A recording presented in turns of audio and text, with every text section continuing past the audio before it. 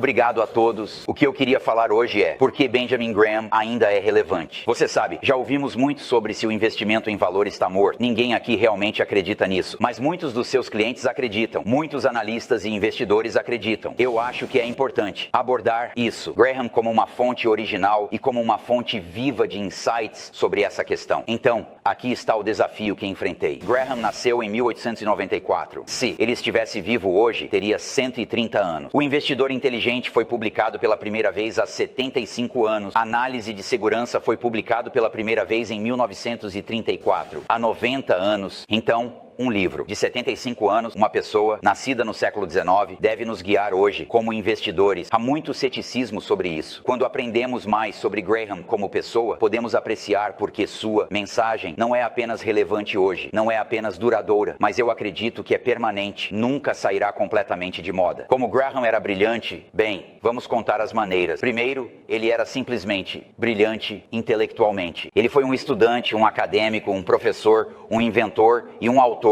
Graham foi admitido em Columbia, minha alma mater, quando tinha 16 anos, mas isso foi apenas porque o escritório de admissões de Columbia havia atrapalhado sua papelada, pois ele deveria ter sido aceito quando tinha 15 anos. Ele se formou em segundo lugar em sua turma em 2 anos e meio, após trabalhar em tempo integral por quase 1 ano à noite para sustentar sua mãe viúva. Pode haver alguém nesta sala que se formou na faculdade em 2 anos e meio. Você foi o orador da sua turma na faculdade. Você passou a maior parte de 1 ano trabalhando a noite toda para sustentar sua mãe e ainda assim conseguiu tudo isso. E antes de Graham se formar no final de seu último ano, seu 4º ano de faculdade, Columbia lhe ofereceu cátedras em 3 departamentos diferentes ao mesmo tempo: filosofia grega e latina, inglês e matemática. E se isso não é um homem do Renascimento, eu não sei o que é um homem do Renascimento. Graham também ocupou 2 cargos nos IRS. Há patentes sobre o que eu acho que poderíamos descrever melhor como calculadoras, manuais de bolso ou réguas de cálculo. E claro,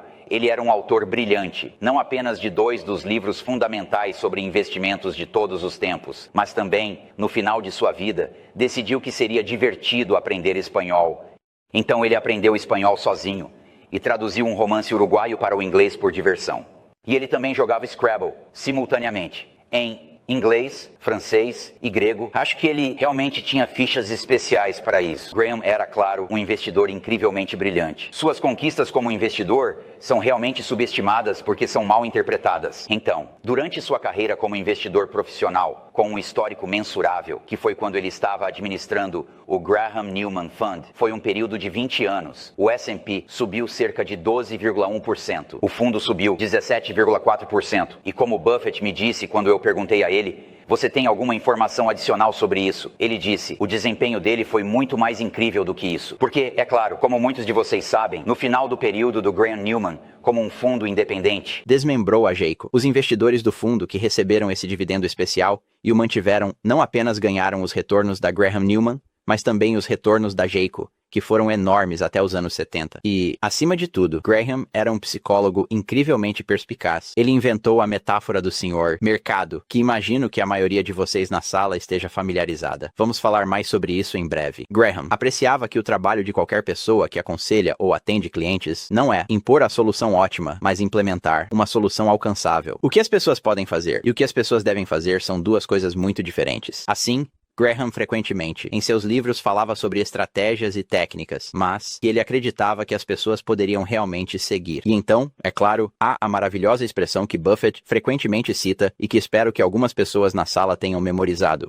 Você não está nem certo nem errado porque a multidão discorda de você. Você está certo porque seus dados e seu raciocínio estão certos. E Graham também tem uma frase maravilhosa. Acho que está no capítulo 15 de O Investidor Inteligente, onde ele fala sobre comportamento especulativo. E ele diz que o público investidor é incorrigível. Acho que ele diz que o público especulativo é incorrigível em termos financeiros. Ele não consegue contar além de 3. E quando pesquisei meu livro sobre neuroeconomia em 2007, fiquei fascinado ao descobrir que os neurocientistas demonstraram que, após 2 repetições de um estímulo, o cérebro humano automaticamente espera uma 3ª repetição. Então, acho que Graham intuitivamente percebeu que isso fazia parte do comportamento humano muito antes de os cientistas provarem. Então, essas foram todas as razões pelas quais Graham é grande. E é trágico que ele seja lembrado como alguém completamente diferente. Esta é uma espécie de caricatura de Graham, que muitos investidores de crescimento e pessoas que não estão totalmente familiarizadas com seu legado o caracterizaram. Vocês sabem, tenho certeza de que muitos de vocês na sala conhecem essa fórmula, certo? E Graham entendeu perfeitamente que essa fórmula é meio sem sentido, certo? E a razão pela qual é sem sentido é aquela palavra, esperado. Então, claro, quanto maior a taxa de crescimento, maiores as expectativas para a taxa de crescimento no futuro, como Sam mencionou em sua apresentação. E quanto maior a expectativa, mais ampla se tornará a faixa de incerteza em torno da extremidade alta e da extremidade baixa até que a expectativa seja atendida. E assim Graham diz, ok, você quer multiplicar isso por 8,5 mais 2x. Vá em frente. Não vai funcionar, mas é uma regra prática que se tornou associada a Graham. E isso é realmente lamentável. Então, vocês sabem, aqui estão outras fórmulas que estão associadas a Graham, certo? Vocês sabem. Se você é um investidor defensivo, deve procurar um produto de PE e preço sobre o valor contábil não superior a 22,5. Quero dizer, boa sorte encontrando isso nos mercados de hoje. Quero dizer, existe aqui e ali, você sabe, provavelmente há alguns punhados de ações no mercado dos EWAs que atendem a essa descrição. Mas, então é claro, ele falou sobre NetNets, onde você quer, com licença, você quer tentar encontrar ações que negociam a menos de 2/3 do capital de giro. E então, você sabe, ele tinha essas outras medidas também. Tudo isso não é o que Graham defendia, é apenas uma abreviação que muitas vezes foi usada, francamente, pelos inimigos do investimento em valor como uma crítica, dizer que essa disciplina é rígida, inflexível, obsoleta. Essas medidas são ridículas. E Graham seria o primeiro a concordar porque ele não se tratava de fórmulas. Ele não se tratava de rígidas e simples equações matemáticas. Ele era muito mais sofisticado do que isso. Quando você lê O Investidor Inteligente, o que você deve procurar é a maneira como Graham se concentra nos primeiros princípios. É isso que este homem incrivelmente brilhante, treinado em filosofia grega e latina, ele quer que pensemos da mesma forma que Platão orientou seus alunos a definir todos os seus termos, a pensar sobre o que você está tentando alcançar, quais são seus objetivos, onde você quer chegar. E é para isso que Graham é importante. Então, você sabe, eu vou me aprofundar nisso. Vou apenas passar rapidamente por eles. Você sabe, todos nesta sala sabem que uma ação é mais do que um símbolo de ticker, é um negócio. E falaremos mais sobre o senhor mercado em 1 minuto. A margem de segurança, que é tão importante, uma coisa tão subestimada sobre Graham é que se você quer ter sucesso, precisa organizar-se para o sucesso. Você não pode apenas avaliar ações e administrar um portfólio, a menos que projete seu negócio desde o início para ser um gestor ativo, para poder levar seus clientes junto com você. Então, quem é o senhor mercado? É esse o senhor mercado. Você se lembra desse cara? Sabe a ação meme de 2021? De 2021, sim, algumas vezes, esse é o senhor mercado. O senhor mercado pode ser bem louco, Graham sabia disso, todos nós nesta sala sabemos disso. David falou sobre isso e a Jit falou sobre isso. O mercado fica bem louco às vezes, certo? Você se lembra do Chad? Alguém se lembra do Chad e da Jenny de 2021? Este casal louco no TikTok. Então, eu não vou tocar o vídeo, mas você sabe o que ele disse foi, eu vejo uma ação subindo e a compro, e apenas a observo até parar de subir. E eu faço isso repetidamente, e isso paga toda a nossa vida. E, você sabe, eu presumo que ele seja como um motorista de Uber agora, mas supostamente ele estava ganhando $20 mil por mês, fazendo isso por um breve período em 2021, certo? Então, ele foi o mercado por 15 minutos de tempo de investimento. Mas eu não sou. Essa não é a quem o senhor e o mercado se refere. Quero dizer, Graham disse que a maior parte do tempo a ideia dele de valor parece plausível e justificada. E sim, o senhor mercado é temperamental, mas ele não é um idiota. Ele simplesmente não é, especialmente ao longo do tempo, após os custos. Acho que todos vocês deveriam pensar no mercado, como se ele fosse um ETF competindo com vocês. Isso significa que o senhor mercado não é impaciente, ele é paciente. Você sabe, um ETF como o IVV ou VTI, ETFs que seguem o S&P 500 ou o mercado de ações total do ZEUA. Eles mal negociam. Se a rotatividade deles é de 5% em um ano, isso é um grande negócio.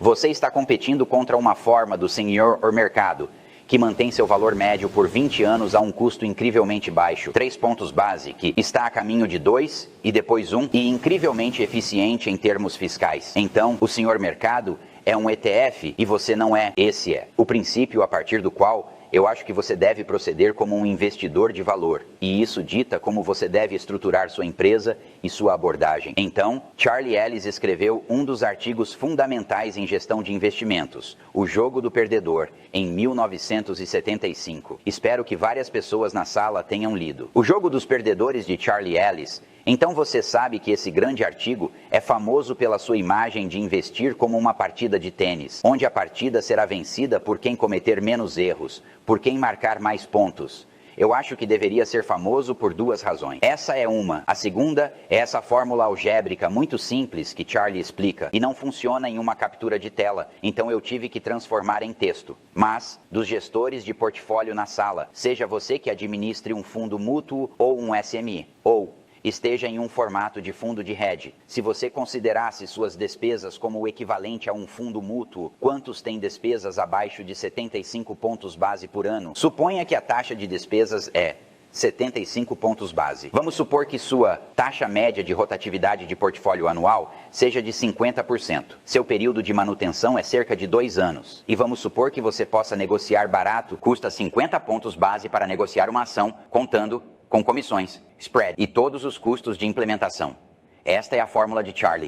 Então vamos assumir, generosamente, que as ações vão retornar, compostas a 10% ao ano. E tudo o que você quer fazer é 10% melhor do que isso. O mercado faz 10%. Você quer ganhar 11 líquidos. Você quer entregar 11% aos seus clientes? Então, Charlie diz, esse é o seu retorno líquido. Qual deve ser o seu retorno bruto? Você tem que superar o mercado em 225 pontos base por ano antes das despesas para sair 100 pontos base por ano à frente após as despesas. E isso se o mercado retornar 10% ao ano. Quanto menor a taxa de retorno do mercado, maior deve ser a margem da sua superação para que você atinja seu objetivo. Como Graham estruturou e pensou sobre o negócio para que pudesse alcançar grandes resultados? Então, a primeira coisa a se pensar é esta maravilhosa citação do historiador de negócios Alfred Charlie: a menos que a estrutura siga a estratégia, a ineficiência resulta. E isso é baseado em seu estudo de centenas das maiores corporações do mundo ao longo de décadas. E minha opinião sobre a forma como o negócio de gestão de investimentos funciona convencionalmente é que não é a estrutura que segue a estratégia, é a estratégia que segue a estrutura. Então você se organiza como um fundo mútuo convencional. Bem, você estará sob muita pressão para ter pelo menos 100 nomes. Todos eles virão do índice que você acompanha. Sua diretriz principal se tornará minimizar o erro de rastreamento e ficar na sua caixa de entrada, nunca surpreendendo seus clientes e nunca os decepcionando demais. E o resultado é que você terá um portfólio muito chato, homogêneo e indistinto, com uma grande taxa de despesas, uma taxa de rotatividade de portfólio que é muito alta. Então, o que Graham fez? Ele avaliou seu desempenho, mas não avaliou seu portfólio. E o que quero dizer com isso? Graham foi um dos primeiros gestores de dinheiro profissionais nos Estados Unidos a se comparar ao S&P. Todo mundo usava nenhum benchmark, porque não era exigido pelas regras da SEC na época. Ou usava o Dow, que claro, eu trabalho para a Dow Jones, mas é um índice ruim, certo?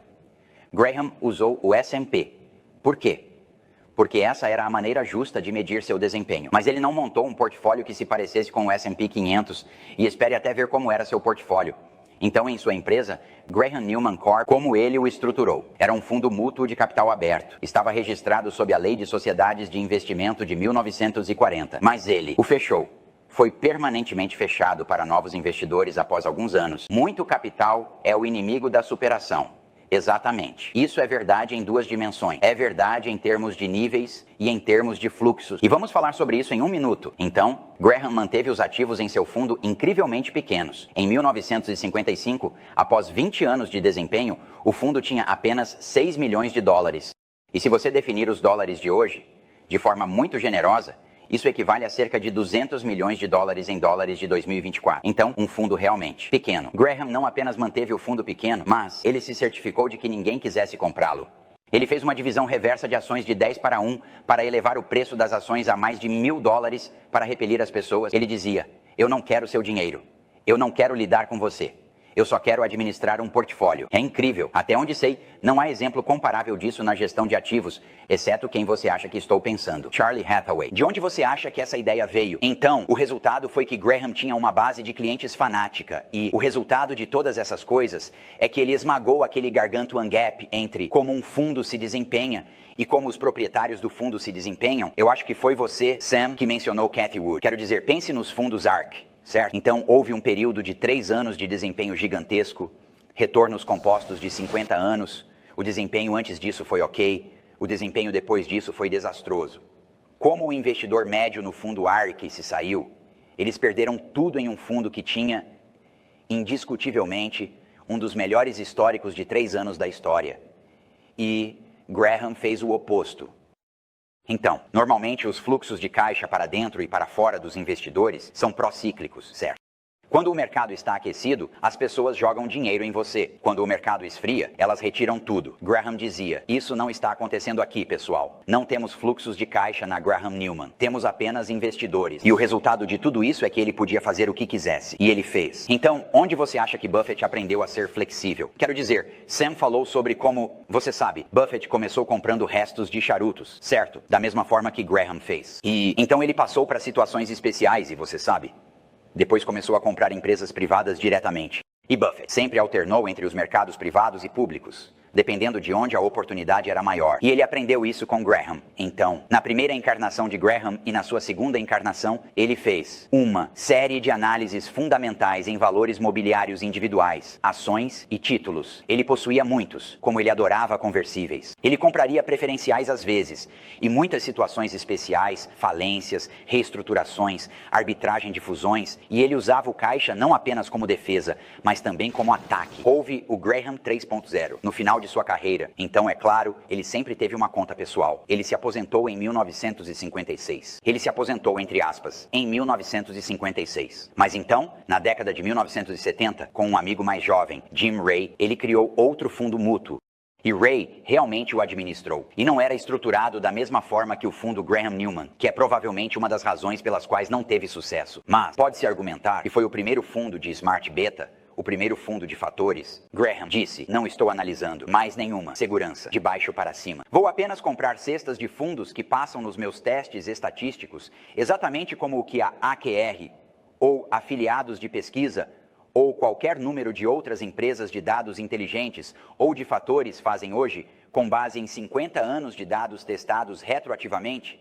Não 5, como a maioria das pessoas faz hoje. A outra coisa é que, claro, como mencionei anteriormente, ele estava constantemente mudando de ideia com base em novas informações. Ele tinha uma das mentes mais abertas de qualquer pessoa que já trabalhou no setor de gestão de ativos. E ele também não tinha autoilusão. Você sabe, a Geico foi seu maior sucesso. E ele quebrou suas regras para comprá-la. E ele admitiu no final de sua vida que provavelmente a comprou apenas porque teve sorte. Então, aqui está a política de portfólio de Graham. É uma análise do fundo Graham Newman, com 3 anos de diferença. E eu não sei se você consegue ver esses números, mas eu os obtive de Walter Schloss, que morreu há alguns anos e que foi um dos alunos de Graham. E assim, em 1943, o fundo estava 3% em caixa. 3 anos depois, 11% em caixa. Em 1943, o fundo estava 68% em ações negociadas publicamente, 21%. 3 anos depois, por que qualquer um? Eu não acho que alguém nesta sala estava presente em 1946, mas foi um grande mercado em alta. E em vez de entrar nisso, Graham foi na direção oposta. E ele pôde fazer isso por causa de como estruturou sua empresa. Aqui ele está falando sobre capacidade. E por que o fundo queria permanecer pequeno. E realmente a chave aqui, isso é de seu depoimento no Congresso, disse que não é possível adquirir uma quantidade ilimitada sem afetar o preço de mercado. E se tivéssemos 10 vezes mais capital, não conseguiríamos ter um desempenho tão bom. Então ele estava muito contente em ter uma base de ativos pequena. E aqui ele está meio que se gabando sobre quanto ele cobra. E é meio pitoresco, porque, mesmo que você atualize para os dólares de hoje, os valores são meio ridículos. Ele fala sobre como seu enorme salário de 25 mil, que é talvez, não sei, 400 mil ou algo assim, ele também recebeu 20% de carry depois, após uma barreira. Então, se Graham estivesse por aqui hoje, o que ele estaria fazendo? Ele estaria apenas gerenciando um fundo de valor de grande capitalização, tentando encontrar valor relativo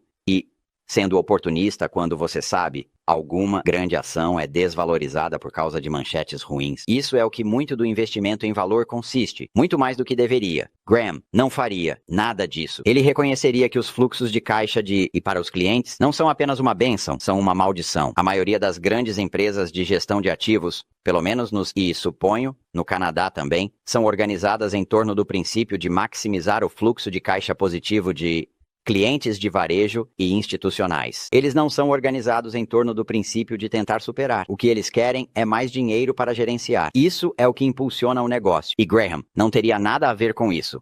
A outra coisa que eu acho que Graham reconheceria é que esta é uma das minhas regras básicas de sobrevivência. O que quer que possa ser um ETF vai se tornar um ETF. Então, você executa alguma estratégia de valor. Provavelmente já é um ETF e já está competindo com você. E é muito difícil criar uma estratégia tão diferenciada que alguém possa transformá-la em um ETF. Então, o que não pode ser transformado em ETF? Há algumas coisas, certo? Algumas delas são meio óbvias.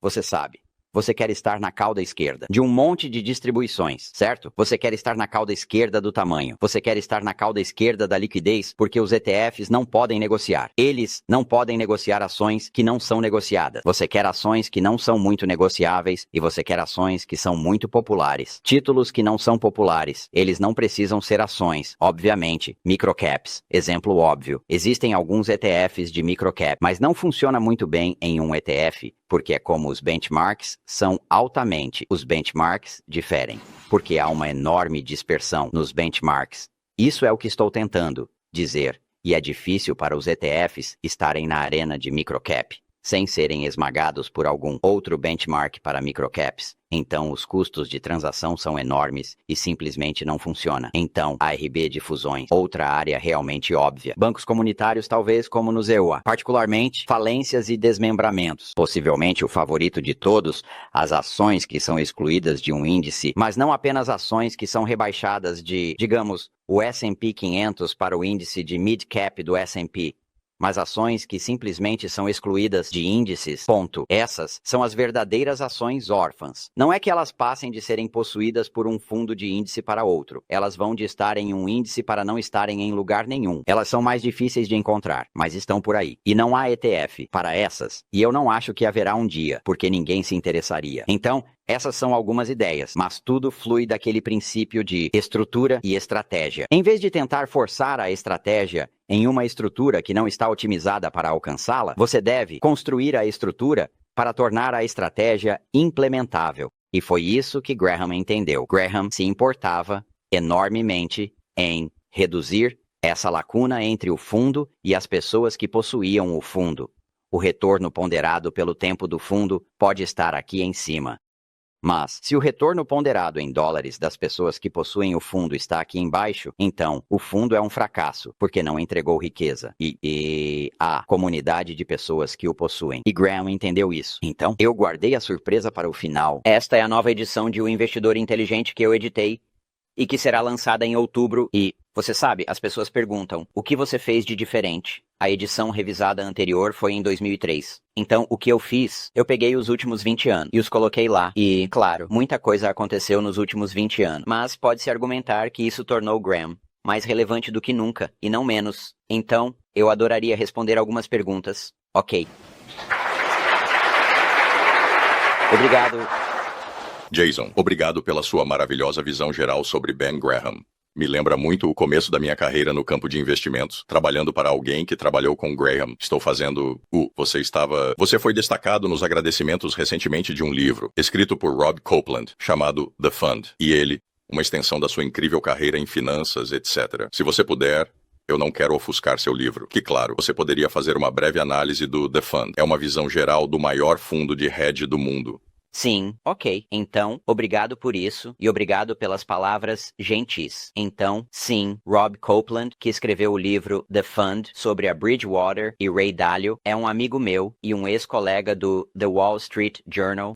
Ele é um ótimo repórter. Eu confessarei que não li o livro todo, principalmente porque estava muito ocupado negociando o meu. Mas o que li, eu acho que é justo e parece preciso. Eu conheço o Rob como um repórter realmente rigoroso, mas ele também é um repórter muito justo. E o que realmente me interessa sobre a Bridgewater e Ray Dalio é o que eles se propuseram a fazer e o que, de fato, parece que eles têm feito. Então, a noção de transparência radical, como eu acredito que Léo chama, é meio incrível. Essa ideia de que todos os aspectos de cada decisão devem estar sujeitos a uma revisão coletiva e que todos os seus colegas devem estar analisando todas as suas conclusões o tempo todo. E eu acho que essa é uma ideia realmente interessante. O problema é fazer isso funcionar sem destruir as pessoas. E eu acho que há algumas empresas que tornaram ideias assim práticas, mas é muito, muito difícil. E o que o livro meio que documenta é que Ben Quero dizer, Ralph Wenger, o grande gerente do Acorn Fund, tem uma expressão linda. Ele diz que, na Wall Street, toda má ideia começa como uma boa ideia. E eu acho que isso pode descrever esse conceito. Eu acho que quando você leva isso ao extremo, você acaba apenas aterrorizando as pessoas e esmagando a criatividade, e esse é meio que o argumento dele no livro. E eu devo acrescentar, é claro, que a Bridgewater contesta quase tudo no livro, e o tempo dirá quem está certo. De qualquer forma, vamos para a próxima pergunta. Obrigado, ótima apresentação. E eu quero saber sua perspectiva sobre como Graham se comportaria no mundo de hoje com IA e toda a abundância de dados disponíveis, como se é que mudaria sua perspectiva sobre o pensamento do investimento em valor. Bem, é claro que estou apenas adivinhando. Meu palpite seria que não mudaria muito se é que mudaria. Primeiro de tudo, Graham não acreditava em confiar nas informações da administração. Ele realmente não confiava na gestão corporativa. Ele nunca visitou as empresas que possuía, a menos que tivesse que fazê-lo, a menos que as assumisse porque se mostraram incompetentes ou dissonantes. Você sabe como Ajit estava se referindo. Ele tinha quase nenhum contato direto com as empresas. Graham apenas, você sabe, ele era um investidor fundamental. E eu acho que ele, se estivesse por aqui hoje, estaria fazendo praticamente isso. Ele teria um processo muito semelhante. Ele quase certamente usaria pessoas diferentes, filtros e critérios.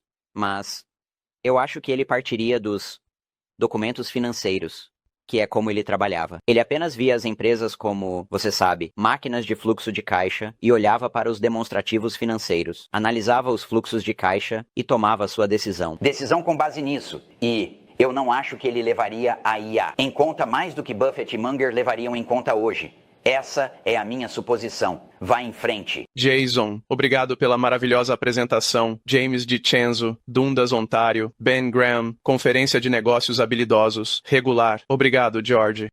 Um dos seus associados no Wall Street Journal, eu tenho lido o jornal por várias décadas, Scott Patterson, escreveu um livro chamado Chaos Kings.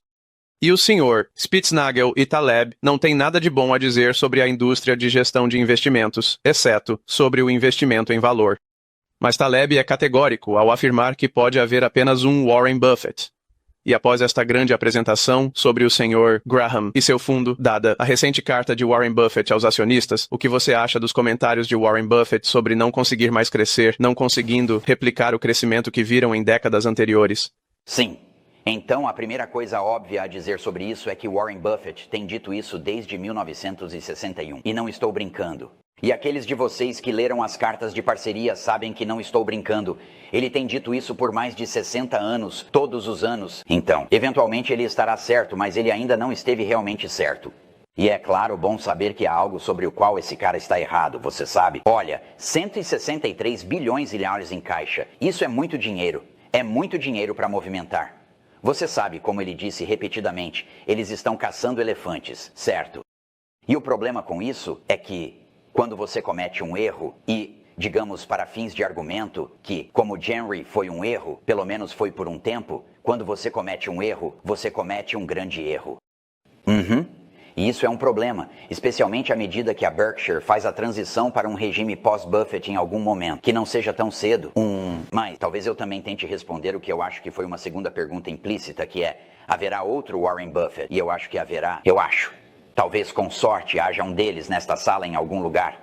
Talvez um desses 9 grandes alunos, eu espero. Tudo bem. Embora o campo também não seja todo masculino, vamos ter isso em mente. Oi, eu acho que estou confiante sobre uma coisa. Não há um próximo Warren Buffett na indústria de gestão de investimentos organizada convencionalmente. Warren Buffett se tornou Warren Buffett porque ele deixou. Porque fez sua estratégia, determinar sua estrutura. Warren Buffett não teve fluxos de caixa, nem fluxos de caixa externos desde 1965. Ninguém lhe dá dinheiro quando o mercado está aquecido. Ninguém o retira quando o mercado está frio. O único fluxo de caixa que ele tem é o float de suas companhias de seguros. Então, não é de se admirar. Quando você combina uma análise de segurança brilhante com essa estrutura, ele conseguiu fazer o que fez. E Munger fez a mesma coisa. Munger tinha float, não tinha fluxo de caixa. Munger administrou suas próprias parcerias. Westphal Daily Journal. Essa é a chave. Se você quer ser o próximo Warren Buffett, pare de pensar nisso como eu preciso imitar a maneira como ele escolhe as ações. Sim, você precisa. Isso é necessário, mas não é suficiente. Você também precisa repensar sua estrutura para que sua estratégia determine a estrutura e não o contrário. Quem está mais perto do microfone? Sim, muito obrigado pela sua visão sobre Benjamin Graham. Eu estava me perguntando se você já pensou por que ele desenvolveu um fundo que era tão amigável para os investidores. Você percebeu que ele era altruísta, ou era um estrategista, ou marqueteiro astuto? E como isso influenciaria a forma como procuramos gerentes hoje? Bem, não é uma pergunta interessante. Novamente, só posso especular, mas minha leitura sobre Graham, particularmente suas memórias, sugere que ele realmente se sentia terrível sobre o que aconteceu após a crise de 1929, porque ele meio que arruinou seus clientes. E a si mesmo, e ele gerenciou o portfólio sobrevivente, mas sem cobrar nenhuma taxa por anos a fio até, acho que 1934 ou 1935. Então, basicamente, ele ficou 4 anos sem renda do seu trabalho, e eu acho que isso o marcou. E quando ele montou seu fundo com Jerry Newman, ele pensou, não vou fazer isso com as pessoas novamente. Não vou fazer isso com minha família novamente. E você sabe, um dos membros da família dele fez uma observação inesquecível sobre Graham como pessoa. E eu acho que, George, você vai reconhecer isso. Acho que foi sua sobrinha, ou acho que foi sua sobrinha, que disse que ele era humano, mas não era humano. E eu meio que amo isso. Você sabe, pode ter havido uma espécie de traço de Asperger. Ou, você sabe, autismo muito leve nele. Da mesma forma que algumas pessoas viram isso em Buffett, por exemplo. Mas ele realmente valorizava o certo e o errado e fazer o bem pelas pessoas. Então, mesmo que suas interações pessoais com as pessoas, uma a uma, pudessem ser um pouco complicadas por isso, ele realmente queria fazer a coisa certa. Então, se você está escolhendo um gerente hoje, eu diria que você deveria, quero dizer, o típico, então, os 4 P's, certo? Que o Ajit apresentou em sua apresentação, você sabe, seja o que for, novamente, pessoas, filosofia, processo e desempenho, certo? Então não vamos nos enganar. O único P que alguém realmente olha é o desempenho, certo? Os outros, todas as outras letras são apenas, você sabe, ninguém presta atenção nelas. Mas a estrutura é o que você deve estar procurando. E você deve estar procurando por estimativas distintas de como a empresa é administrada, porque o desempenho virá e irá, mas a estrutura, se for bem projetada e a empresa tiver a capacidade de preservá-la, a estrutura é o que você está comprando. Você não pode comprar desempenho futuro, você só pode comprar isso. Então, é isso que eu faria. Eu inverteria essa pirâmide. Na verdade, eu olharia para o desempenho. Você tem que considerá-lo, mas eu o veria por último e pensaria em todas as outras coisas primeiro. Então, quem? Temos tempo para mais um. Sim. Oi, Jason. Matthew Collin, Richmond, Virginia. Primeiro de tudo, um comentário e uma pergunta. Primeiro de tudo, um comentário. Como alguém que possui várias conversões de brechós no EUA, seu comentário sobre bancos comunitários me afastou do abismo por alguns meses, então obrigado por isso. E então minha pergunta é, e você meio que tocou nisso em sua última resposta, eu adoraria ouvir você falar sobre Ben Graham através da lente do seu livro, Seu Dinheiro e Seu Cérebro, que eu achei um livro fantástico. Então, obrigado. Como esses tipos de comportamentos se aplicariam a ele? Ele seria como ele estava ciente desses tipos de situações. Ele teve altos e baixos. Apenas como ele lidou com esses tipos de coisas seria muito apreciado. Obrigado. Sim. Então, Graham era, eu acho, pode ter sido o gestor de portfólio mais psicologicamente sofisticado que já vimos, com a possível exceção de Buffett e Munger. Ele entendia tão bem que a única coisa que realmente importa é a resistência, certo? Quer dizer, uma das principais descobertas da psicologia moderna é quão mal as pessoas são em prever seus futuros estados de espírito. Na verdade, é chamado de previsão afetiva. Bem, você pode prever ou antecipar suas emoções. As pessoas são terríveis nisso. Quero dizer, assumindo que você teve mais de um relacionamento na sua vida, o que aconteceu da primeira vez que você foi rejeitado, quando foi deixado, o que você disse? Eu disse, nunca mais vou me apaixonar. Eu estava certo. Não. Graças a Deus, como Sam apontou, minha esposa tinha expectativas baixas. Então, tudo acabou muito bem. Mas as pessoas são terríveis nisso. E, portanto, todos os conselhos de Graham estão realmente centrados em ajudar as pessoas a minimizar seu arrependimento futuro, quando a coisa que previram não será realmente tão importante. Na verdade, acontece e é terrivelmente importante. Como? Qual é a pior coisa que os investidores dizem? Como? Quais são aquelas coisas estúpidas? Questionários de tolerância ao risco. Qual é a primeira pergunta em cada um desses? Desculpe meu francês. Coisas aleatórias. A primeira pergunta é sempre: se o mercado de ações cair 10% amanhã, você comprará, venderá ou manterá? E as pessoas, 10%? Ah, claro que vou comprar mais. Você sabe. E então, o mercado de ações cai 10% e eles ficam desesperados, porque não conseguem, em um estado de espírito frio, prever como se sentirão no calor do momento. E Graham entendia isso. E ele realmente se preocupa com políticas, procedimentos e regras que você pode seguir. E é por isso que o livro é tão poderoso para investidores individuais, mas também para investidores profissionais. Porque, desculpe, investidores profissionais têm mais dinheiro do que investidores de varejo. E essa é a diferença entre eles. Eles têm mais dinheiro. Jason, muito obrigado por esta palestra instigante. Como alguém que acabou de assumir um negócio, há muitas coisas relevantes aqui, e eu acho que uma das coisas que sempre me impressionou é que as pessoas falam muito sobre taxas e como elas prejudicam os retornos dos investidores e os benefícios dos ETFs, e claro que isso é verdade. É assim que os gestores ativos podem superar o desempenho líquido em uma base bruta, mas subperformar nessa base. Mas o que sempre me impressionou é como os investidores finais são mais prejudicados pelo timing. Se você olhar a magnitude das perdas, E então pensamos, como podemos melhorar isso e tentar escrever e fornecer dados às pessoas? Mas eu acho que como proprietário da empresa, você deu algumas ideias sobre como resolver o problema das pessoas comprando muito alto. você pode facilmente resolver esse problema se fechar o fundo, o que todos poderiam fazer. Mas eu acho que o outro lado é: você tem alguma ideia sobre estruturas onde, porque o outro lado do problema é vender baixo, que é outro grande problema. Há uma maneira de gerenciar o dinheiro de varejo e ajudar as pessoas a não cometerem eu não sei como você impede isso. Você tem alguma ideia? Sim, eu tenho algumas. E quão eficazes elas serão é difícil de dizer. Então, a primeira, claro, é que você pode implementar o que as pessoas chamam de taxa de venda contingente, certo? Que é, você sabe, ou uma taxa de resgate. Como se você possuir o fundo por menos de um ano, nós cobramos de você, sabe? Seja lá o que for, 1%, 2%, 3%, o que você quiser definir. E isso é bom porque então as pessoas sabem ao entrar que eles se comprometeram a um período de manutenção. Outra coisa que você pode fazer e a Vanguard já faz isso, e ninguém copiou, e eu não sei porquê, é que você pode oferecer um desconto na taxa para quem permanecer. Então você pode dizer: se você mantiver o fundo por um ano ou mais, nós reduziremos sua taxa de administração em... Você sabe, 5 pontos base, ou o que quer que seja, 2 anos ou mais, nós reduziremos em 10. E esses são apenas exemplos, obviamente, você pode definir isso onde quiser. Agora, a Vanguard fez isso funcionar. Ninguém mais copiou. Eu não sei por quê. Talvez porque outras empresas tenham observado que o dinheiro é meio pegajoso de qualquer maneira. Então, por que deveríamos abrir mão da nossa taxa se não realmente precisamos? Mas eu pensaria que ao fazer isso, a cada ano que passa, você estaria aprimorando a qualidade intelectual e emocional da sua base de acionistas, que é algo que Buffett fala o tempo todo.